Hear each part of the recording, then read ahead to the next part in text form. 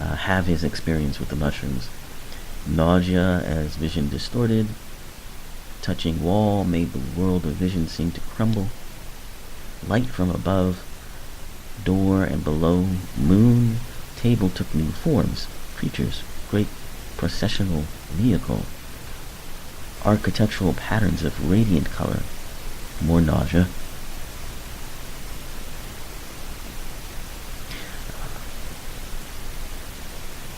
And then it sort of kind of goes into a stream of consciousness. He says the visions were not blurred or uncertain, and they seemed more real to me than anything I had ever seen with my own eyes.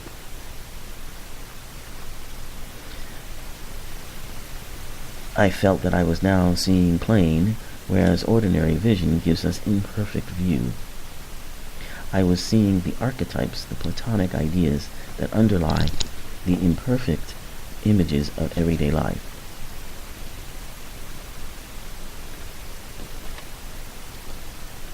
For the first time, the word ecstasy took on a real meaning. So, this experience of his led him to conclude that in man's evolutionary past, there must have come a moment in time when he discovered the secret of the hallucinatory mushrooms. Their effect on him, as I see it, could only have been profound, a detonator to new ideas. For the mushroom revealed to him worlds beyond the horizons known to him, in space and time, even worlds on a different plane of being, a heaven and perhaps a hell. One is emboldened to the point of asking whether they may not have planted in primitive man the very idea of a god. So he's saying that early man had experiences with these mushrooms that led to an understanding of the concept of God. And that idea continues on in what I mentioned before, which is the idea of the stoned ape theory. So in the stoned ape theory, let me get to that as we are running short on time here. In the stoned ape theory, basically the hypothesis is that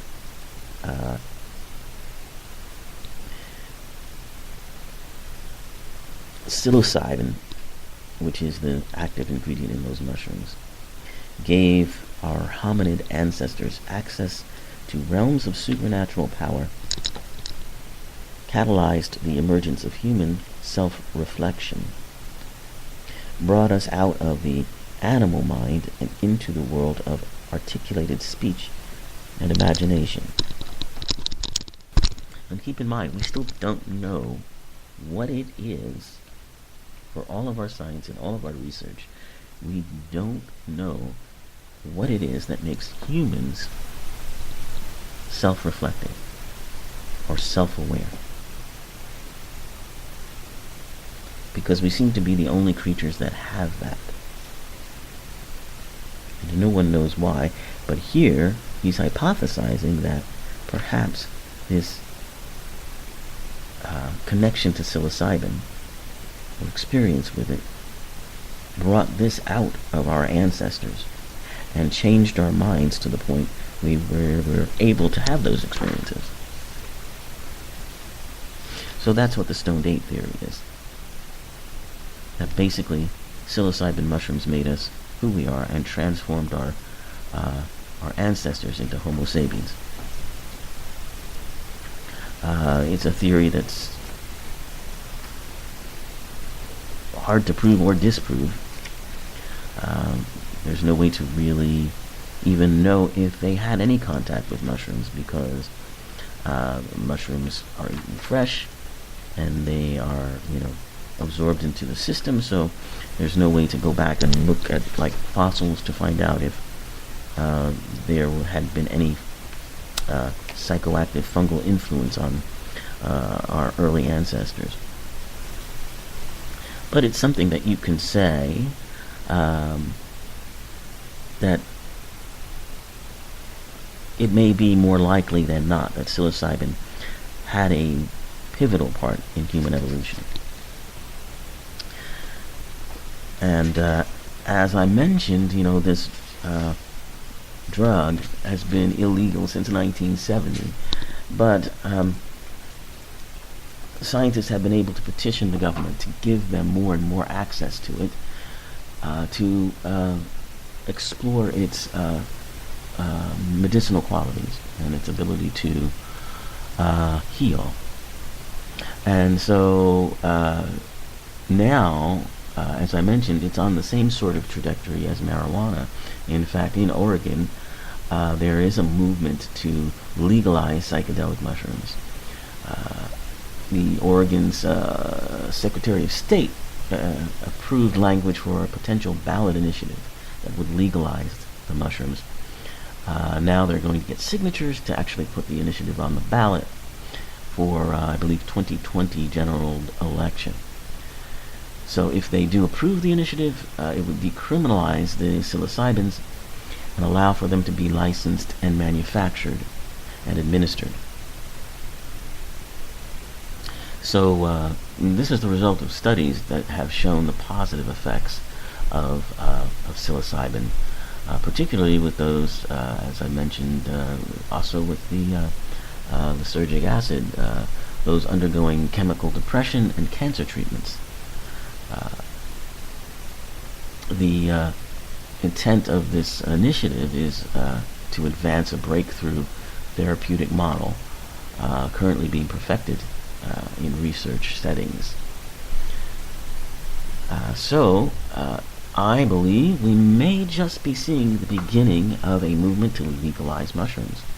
And the more information we have about that, the better press it gets. The more possible I think that will become. Now, mushrooms have never had the the sort of wild reputation and stories told about them that LSD has. There haven't been stories of people taking mushrooms and jumping out of windows and all of that.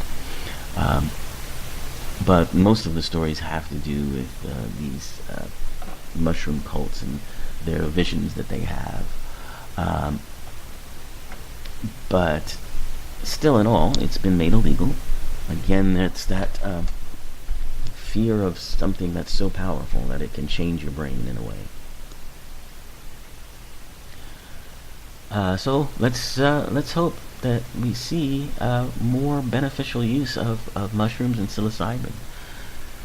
Alright, so now let's get to the holiday season that's coming up, and how our interaction with our family and friends can be a source of health for us rather than a source of dismay. So the way to do it, of course, is to approach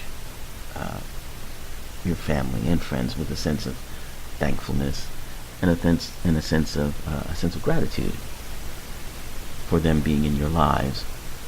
And study after study has shown that social connections through family, friends, or with companion animals seem to pay off in terms of good health, longevity, and even prolonged survival among patients with very serious diseases. And some of the evidence that links good health from strong ties to family and friends is that the immune system's natural killer cell activity is negatively affected by 3 distress indicators. And one of those distress indicators is a lack of social support. So not having a social network, if you will, a social sense of social support can be a distress indicator that can cause your cell activity to be negatively affected. There was a study of 75 medical students that found that those who were lonely had more sluggish natural immunity and killer cells than the ones that help destroy cells infected with viruses and cancer cells than students who were social.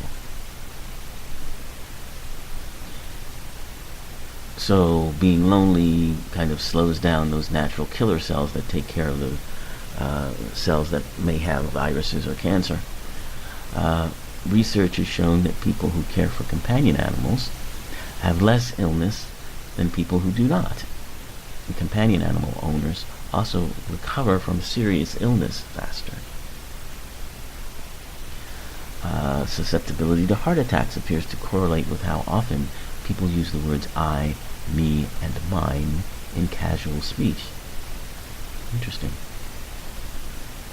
And believe it or not, studies show that people who get out and spend more time with others during the cold and flu season actually get fewer episodes of colds or flu than those who choose to be alone. So gratitude and being grateful is associated with physical and emotional health. So as a caveat to that, though, we also know that there are certain stressors that family can cause. So if your family causes you stress, or thoughts about your family causes you stress, that's not going to be healthy for you. So you need to either find a way in which you can experience gratitude for them and to enjoy your connections with them, because that's really what it is. It's about the state of mind. Or you may need to find something else, like a companion animal with whom you can connect. We don't all have families that get along very well, of course, and while we may enjoy our friends' company from time to time, we may also find their company a bit overbearing. And as I spoke about last year, we had a series of shows on how being alone can be quite healthy for you too. It's just the sense of loneliness that may be difficult. Being alone does not necessarily mean that you feel lonely. So that's something to be remembered too. Now we know there's ways of managing stress, and one of the best ones is one we talk about on this show all the time, which is to begin a practice of meditation. Alright, so now we'll begin talking about, for the next couple of weeks, right up into the holidays, the different kinds of foods that you can work into your holiday meals that are great for health. They are anti-inflammatory foods that help bring down inflammation, which can cause you to be ill, and they're also great antioxidants. And since we're talking about the mushroom, well, that's at the top of the list. Mushrooms are amazing, wonderful vegetables that you can get anywhere that will be a great source of antioxidants as well as anti-inflammatory health in your meals. Now, it's important to remember that inflammation is not always a bad thing.